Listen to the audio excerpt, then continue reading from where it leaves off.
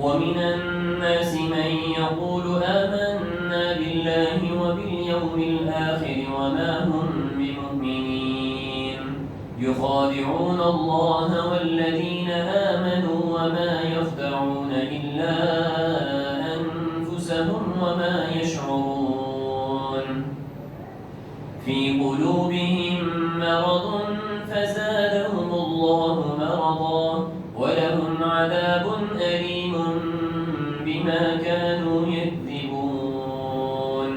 وإذا قيل لهم لا تفسدوا في الأرض قالوا إنما نحن مصلحون ألا إنهم هم المفسدون ولكن لا يشعرون وإذا قيل لهم آمنوا كما آمن الناس قالوا أنؤمن كما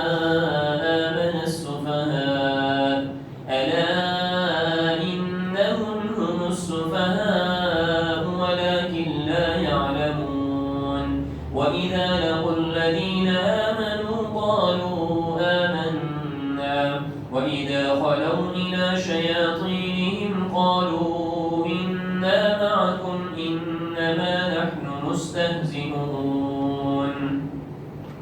الله يستهزئ بهم ويمدهم في طغيانهم يعمهون أولئك الذين اشتروا الضلالة بالهدى فما ربحت تجارتهم وما كانوا مهتدين مثلهم كمثل الذي استوقد نارا فلما أضاءت ما حوله ذهب الله بنورهم وتركهم في ظلمات لا يبصرون صم بكم عمي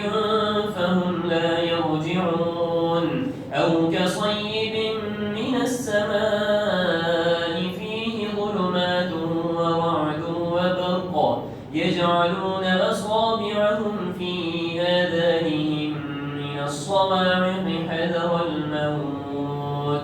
والله محيط بالكافرين